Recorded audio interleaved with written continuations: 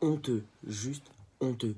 Salut l'équipe, j'espère que vous allez bien, moi ça va super. Aujourd'hui on se trouve pour une vidéo débrief du match Paris Saint-Germain-Toulouse. Quel match désastreux des Parisiens, vraiment désastreux. Plein de problèmes, Ça n'a pas été ce match. Paris n'était pas dans son match ce soir. Et faut le dire, faut être honnête, Paris n'était pas dans son match. Paris s'est fait dominer, Paris s'est fait mener, Paris a perdu 3-1. Tout ce qui n'allait pas. Et j'ai préparé ma liste. Elle est longue la liste. Il y a plein de choses à dire sur ce match. Déjà en première mi-temps, Paris n'était pas là. Ok, il y a eu l'ouverture de Kylian Mbappé à la 10e minute. Ça n'a pas duré. Toulouse a égalisé à la 13e. Ça n'a pas duré. Depuis l'égalisation de Toulouse, Paris a lâché l'affaire. Littéralement lâché l'affaire. Paris, comme je disais, a été en grande difficulté avec des joueurs qui font des pertes de balles. On n'arrivait pas à faire plus de 6 passes. Paris était sous l'eau. Paris n'était pas là. Paris n'était pas dans son stade, n'était pas à la maison, n'était pas dans son match. Paris n'a pas réussi du tout à marquer plus d'un but. Il y a eu le but d'Mbappé et après Toulouse a égalisé et Toulouse a enchaîné derrière. Toulouse a enchaîné parce que Toulouse, ils veulent pas finir à la position dans laquelle ils sont. Paris savent qu'ils sont déjà champions de France, mais ce n'est pas une raison, les gars. Ce n'est pas une raison de se laisser prendre 3-1 à domicile. Ce n'est pas une raison. L'entrée de Dembélé dans leur deuxième période, elle a fait du bien. Elle n'était pas au bon poste, elle n'était pas à son poste. Je ne sais pas ce que Luis Enrique a fait ce soir de mettre Dembélé milieu de terrain à la place de Kangin.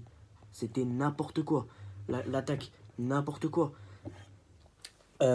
Ugarte, Luis Enrique ne décide de ne pas le faire jouer. Ce soir, il décide de le faire jouer, de lui laisser une chance. Ugarte a été zéro.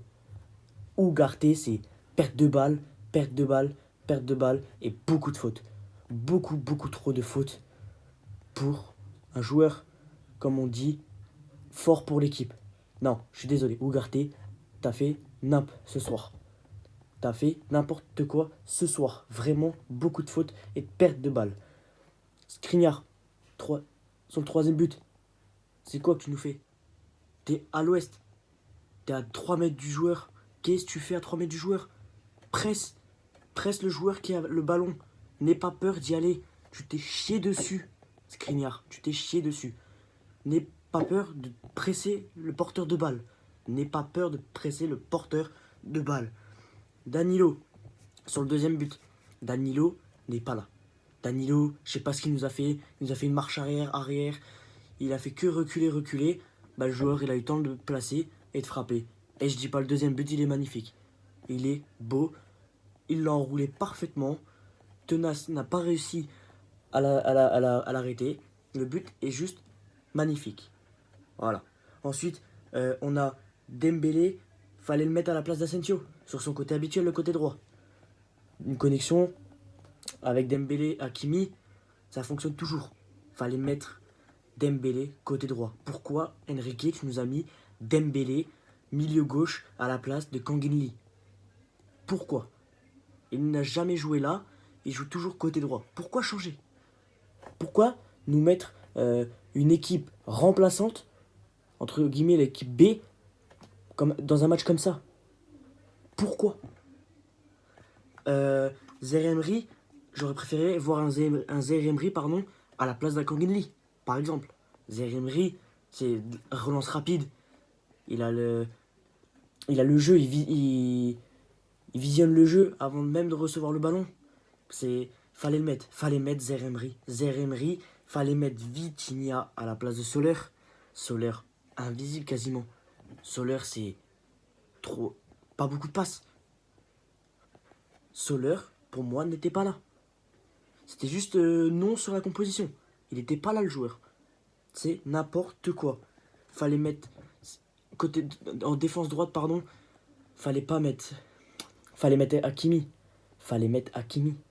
Hakimi a une bonne connexion avec Dembélé, côté droit. La plupart des attaques du Paris Saint-Germain sur chaque match, elle vient du côté droit. Pourquoi? Parce que Hakimi et Dembélé se comprennent très bien sur ce côté droit. Hakimi, il arrive à faire en sorte que Dembélé ait le ballon, que Dembélé hop, il va devant la surface, il croche, il dribble, machin. Ça, il fallait le mettre. Fallait pas mettre Mbappé en pointe. Fallait mettre Mbappé côté gauche, Dembélé à droite, Ramos en pointe. Fallait pas mettre Asensio sur le côté droit, Mbappé en pointe et Barcola à gauche. Barcola titulaire, je dis pas, c'était bien. Pourquoi faire rentrer des joueurs qui n'ont pas l'habitude de jouer? Pourquoi mettre en défense gauche un Zagué à la place d'un Nuno Mendes? Pourquoi? Pourquoi mettre Tenas à la place de Donnarumma ou de Navas? Ok, Luis Enrique veut préserver les joueurs parce que à la fin du mois, le 29 mai, je crois que, si je dis pas de bêtises, c'est le 29 mai, on a une finale de Coupe de France. Je veux bien qu'on préserve les joueurs. Mais là, tu vois que le gardien, ça va pas, il s'en prend un, deux. À un moment donné, je comprends qu'on peut pas faire de changement sur un gardien. Mais au moins la défense. Parce que la défense, à part Hakimi, qui a fait une bonne défense en fin de match, ou Zagué, qui n'a pas l'habitude de jouer, qui a essayé de faire en sorte que il fasse pas trop d'erreurs techniques ou autres, mais Danilo et Skriniar n'étaient pas là. Danilo et Skriniar, c'était n'importe quoi ce soir. C'était vraiment n'importe quoi. Parce que là, je vais être honnête, là Paris a soulevé le trophée de champion de France après le match. Mais est-ce que vous êtes contents, les gars? Est-ce que vous êtes contents? Est-ce que Mbappé t'es content? Le dernier match de la saison à domicile, tu prends une claque 3-1 par Toulouse. Encore, je dirais pas, ça serait des grosses équipes comme Monaco, Lens, Rennes, Lille ou quoi. Je veux bien. Mais à Toulouse, on en parle de Toulouse. Depuis qu'ils ont gagné la Coupe de France, ils font plus rien. C'est honteux.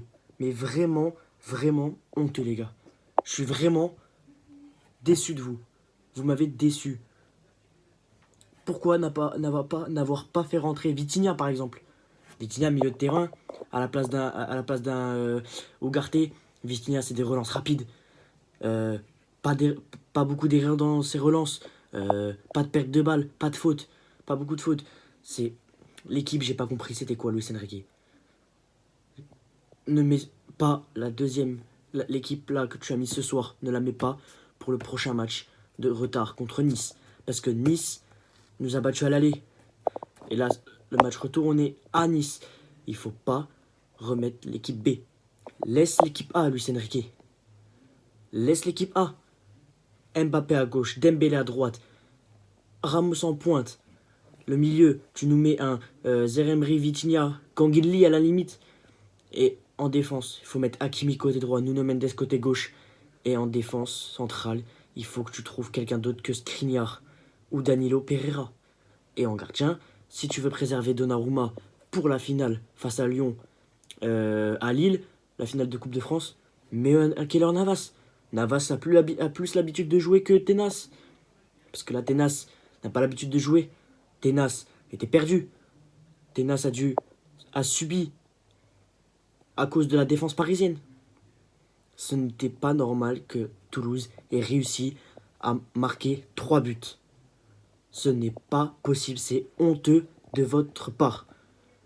Maintenant, c'est ce que j'avais à dire. Maintenant, Enrique ne refait pas la même erreur de ce soir de remettre l'équipe B. Parce que mercredi, c'est Nice. Donc, faut pas mettre l'équipe B. Hein. Voilà. Après, il y a aussi les autres scores que je vais rappeler. Il y a Marseille-Lorient. J'avais dit en pronostic dans mon short. J'avais dit 3-1 pour Marseille. J'ai eu raison. Marseille a gagné 3-1 chez eux. Très très beau match de Marseille. Même si c'est le rival, Marseille a dominé Lorient. Marseille a vraiment dominé Lorient. Lorient, ils ne savaient pas où ils étaient. Rennes-Lens, j'avais dit que c'était un match, ça allait être un match serré. J'avais dit 2-2, il y a eu 1-1. Donc voilà. J'avais dit Monaco gagnant 2-0 à Montpellier. Monaco a gagné 2-0. J'avais dit victoire de Strasbourg 2-1 contre Metz. Strasbourg a su retourner la cadence et s'est imposé 2-1. Donc voilà. Après, Lyon a gagné 1-0. Lyon a eu du mal à Clermont. Vraiment. Vraiment. Et ils ont eu de la chance que Clermont n'a pas eu le penalty. Qu'il y a eu un penalty non sifflé qui a été vu par la VAR et qui a été annulé. Donc voilà, faut vraiment, vraiment faire attention. Et faire attention à la 34e journée parce que là, ça va s'annoncer dur. Parce que là, Metz, quand ils menaient 1-0, ils n'étaient pas relégués. Là, ça va être plus compliqué la dernière journée. Clermont est relégué et Lorient est relégué. Donc il faut vraiment faire attention. Et en haut de classement, il faut faire attention. Parce qu'il reste un gros match la semaine prochaine. Il reste Lille qui reçoit Nice. Donc il faut vraiment, vraiment faire attention. Sur ce, moi j'ai fini mon débrief sur Paris. Quel match honteux, hein, je me répète. Hein. Mais vraiment, la saison prochaine, moi personnellement, Mbappé part au Real, c'est mieux. Parce que Mbappé, on lui a donné tout ce qu'il a vu. Tout ce qu'il voulait, on lui a donné. On lui a donné trop d'avantages. Il a pris la grosse tête. Et il a dit, moi je vais ramener Dembélé ou Lucas Hernandez pour gagner la Ligue des Champions. C'est que des paroles en l'air, mon gars. Tu fais n'importe quoi. Vraiment, dégage au Real Madrid. Là, tu l'auras ton ballon d'or. Là, tu l'auras ta Ligue des Champions. Mais à Paris, t'as rien fait. Au début, les 3 premières saisons, ça allait. 4e aussi. Et après, plus rien. Pourquoi? La saison prochaine, ça va être très très dur de remplacer un joueur comme Kylian Mbappé. Et on l'a vu ce soir. Gonzalo Ramos, pas capable. Barcola, des difficultés. Ça va être compliqué de remplacer Mbappé, vraiment. Vraiment. Vivement que tu partes là, Mbappé, vraiment. Donc voilà, maintenant après, à voir. On verra comment ça va se dérouler le mercato, tout ça. De toute façon, je vous ferai des petites vidéos pour vous dire comment ça se passe pour le mercato. Donc dites-moi.